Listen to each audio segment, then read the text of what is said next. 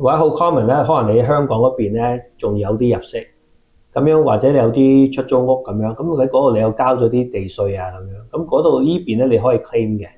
仲有咧就係、有一個簡單樣嘢就係、如果你係有嗰個叫 RSP 嗰個 contribution room 嘅話咧，你都可以咧趁而家咧都仲未過個 deadline，係3月2號就係 deadline 咧，你都可以咧買下啲 RSP，咁就變咗可以直接減到你嗰個人工。最近安省嘅打工仔真係人心惶惶，由政府公共部門裁減超過1.6萬個位，到呢個星期，Oshawa 嘅汽車工廠正式有過千名工人失去飯碗。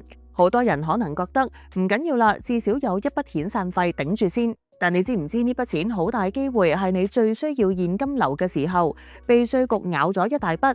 有明報舊同事話，原本收到8000蚊左右嘅遣散費，竟然俾政府抽咗3000蚊，將近39%。好多人收到張支票先發現，點解扣完稅少咗咁多？喺呢個失業嘅關鍵時刻，一分一毫都係生活費。今集好日子就揾咗會計師 David， 要同大家拆解一下，點樣先可以避免遣散費變咗稅金，真正留住呢筆錢。David 啊，咁依家咧，我哋有好多公司咧都面臨緊呢個結業潮啦。咁我哋有陣時候，我哋會收到有好大筆嘅遣散費噶嘛。咁到底我哋喺報稅上高咧，有冇方法可以唔使交咁多稅咧？有啲方法嘅，咁咧首先咧，即係我知道而家加拿大咧都有好多公司咧，包括係政府咧，都會lay off 人啦咁樣，咁變咗咧啲人就失業啦。咁其實咧你可以同你公司嗰度傾下咧，有冇啲negotiation 咧？咁點解咧？就有啲人咧，你就可以話一次過咧有個lump sum payment嘅。Okay? 有啲你可以傾到咧話，我就每個月收。咁啊變咗就唔使即刻咁樣同樣嗰年咧交咁多稅，個入息就可以就譬如成年或者你話你呢個份2年5年嘅，咁如果你即刻個冧心咧，你就已經打好重稅啦。但係如果你一部分可以 pay 到2年6年嘅話咧，咁你可以就唔使報得咁高個入息啦。仲有咧就係、有一個簡單樣嘢就係、如果你係有嗰個叫 RSP 嗰個 contribution room 嘅話咧。你都可以咧，趁而家咧都仲未過個 deadline，係3月2號就係 deadline 咧，你都可以咧買下啲 RSP，咁就變咗可以直接減到你嗰個人工。有啲人士咧，佢未買屋嗰啲可以考慮嗰個 First Home Savings 嗰個 plan， 嗰個 plan 咧就係可以擺8000蚊。咁個8000又係咧有咩好處？可以扣稅嘅。咁呢個 RSP 同埋呢個 First Home Savings account 就可以用嚟扣稅，咁啊可以慳到個 tax。仲有一樣嘢咧，就係如果你係覺得係唔係咁公平，咁你請咗個律師幫你爭取更加多啲呢個 severance pay 咧，咁嗰啲律師費咧，因為你用嚟攞多啲叫做 taxable income 咧，都可以用嚟扣稅嘅。有一個方法就係如果你本身咧有一啲，譬如已經係每個月喺度買緊 RSP， 或者你有個結咗婚，咁另外一半咧冇做嘢，你可以攞埋佢個免稅額咁樣。咁你可以提早咧，同嗰個有個表你可以填嘅 ，OK？ 你就同嗰個打工嗰度咧就話嗱，其實咧我有呢啲咁嘅 credit 嘅，咁我就年尾咧我都會有退稅㗎，咁我就唔想話而家你扣咁多稅，咁你填咗嗰份表咧，不過咧就要俾個稅寄俾稅局度同意咗先，所以呢個咧就唔係即刻嘅。但係如果你咁嘅情況咧，就要等到報稅之後咧。真係睇下係咪扣多咗你。如果報稅扣多咗你咧，你就可以會攞翻啲錢。所以如果你覺得係咁嘅情況，就最好就越早報稅越好。咁你可以快啲攞翻你嗰啲錢。26年我哋都差唔多要準備報稅咯，我哋3月度要可以報稅啊嘛。咁我哋嚟緊今年咧有啲乜嘢要注意咧 ？OK， 咁樣嗱，報稅咧，首先你就要明白個 deadline 咧就冇遲啦。咁個 deadline 咧就4月尾嘅，4月30號。如果你係啲自僱人士咧，就有多少少時間咧，就係6月15號。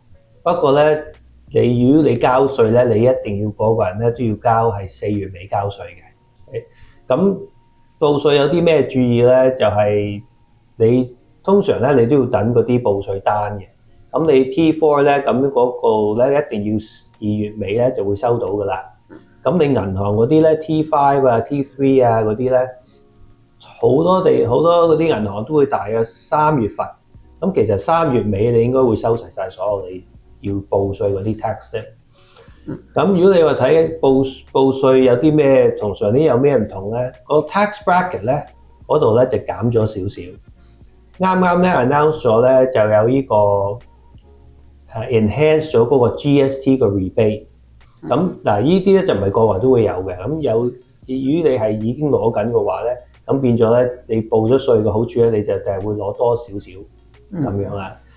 咁就除咗呢樣嘢咧，你都要注意咧。如果有啲人士係 work from home 嘅話咧，嗰陣時 COVID 咧就比較簡單啲，唔係 check 得咁嚴啦。咁而家咧，如果你係一個 employee 咧，你一定要有一個 form 叫做 T2200，咁樣你有嗰個 form 咧，先至可以報嗰個 work from home 嗰啲 expense 咁樣。咁你就要問下你嗰個打工嗰個 employer 咧，老細啊，睇下會唔會出呢個 form 咁樣咯。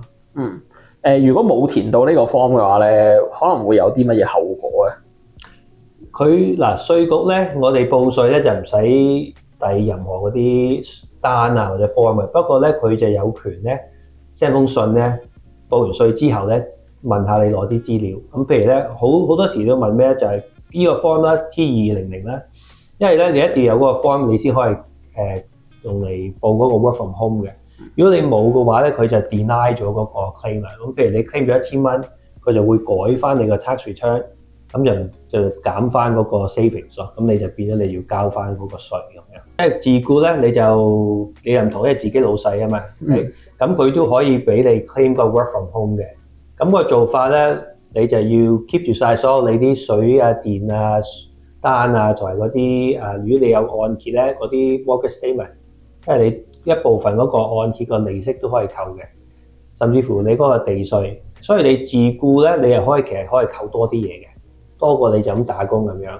打工咧，平時咧就如果你租屋，你可以扣個租金同埋啲水電費，或者你買咗間屋，你就淨係可以扣啲水電費、上網啊咁樣。但係自僱人士你可以扣埋嗰個保險啦，個屋企個保險啦，嗰啲 mortgage 嗰個按揭個利息啊。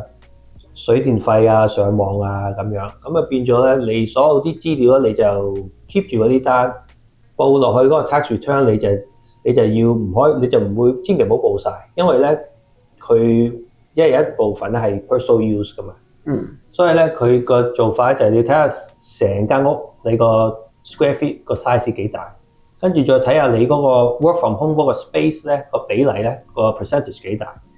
咁我個經驗咧就最好咧就冇話超過20% 咯，嗰個 claim。咁你就計出嚟，可能你10% 或者20% 乘以晒所有你嗰啲 work from home 嗰啲 expense， 咁嗰個咧就係你個可以跌得嗰個數啦。個人報稅嚟講，同埋我揾一個會計師去報稅，其實個分別會喺邊一度咧？其實咧個分別咧就係即係睇下你嗰個 case 複唔複雜，即係有啲人咧就係比較簡單咧。冇乜太大個分別，但係如果有啲人複雜啲嗰啲咧，你就會有人幫你計劃下，有人可以幫你睇下會唔會你報漏咗，或者有啲嘢咧你咪冇報到。譬如有啲人咧就唔知道可以 claim 有啲 medical expense 嘅喎，咁佢或者因為嗰啲 medical expense 你唔係每一蚊你可以 claim 到嘅，你有個 minimum 嗰個 spend 嘅，咁我可以幫你睇到又去擺落邊個人，如果你結咗婚邊一個 return 着數啲咧咁樣，同埋會幫你睇下。如果就特別自僱人士咧，有啲咩可以 claim， 同有啲咩唔可以 claim， 就會避免到啲稅局咧就會查你咯。如果你報錯啊，或者你冇嗰啲 support， 或者好 common 咧，可能你喺香港嗰邊咧仲有啲入息，咁樣或者你有啲出租屋咁樣，咁喺嗰度你又交咗啲地稅啊咁樣，咁嗰度呢邊咧你可以 claim 嘅。但係咧，但係香港嗰個報稅個 time period 唔同。所以咧，呢啲係比較複雜啲咯。所以有啲 case 咧，如果你係好簡單，你絕對可以自己報嘅，係冇問題嘅咁樣。但係如果你需要人幫你，或者揾到一啲方法咧慳多啲稅啊，或者計劃得好啲，或者可以俾多啲資料俾你，你又可以學到嘢，咁就可以即係揾一個啱嘅會計師同你報稅，同埋做啲 planning 咁樣咯。係可能香港有啲入息嘅。咁如果嗰啲咧，會唔會好大機會會俾稅局查稅咧？嗱，機會咧就唔會話即刻好大機會啦。而家咧個加拿大咧同好多國家咧都會有啲 communication 喺度嘅，開始會有啲 system 咧就會查到你海外會有啲咩。咁其中一樣嘢咧，佢就會問你咧報稅嗰陣時，你有冇海外資產啦？超過10萬蚊加紙。咁你答你有嘅話，咁你真係要填俾多啲，提供多啲資料俾稅局啦。就算你話 no 咧，佢都有方法，譬如你有啲銀行咧嗰啲戶口咧，會有，如果佢真係想查咧，會有方法查到嘅，因為佢而家有好多啲 information exchange 同其他嗰啲國家嗰啲銀行。所以譬如特別美國啦，如果你美國開嗰個一個 bank account，其實加拿大都會知嘅，因為有啲 information exchange 咁樣。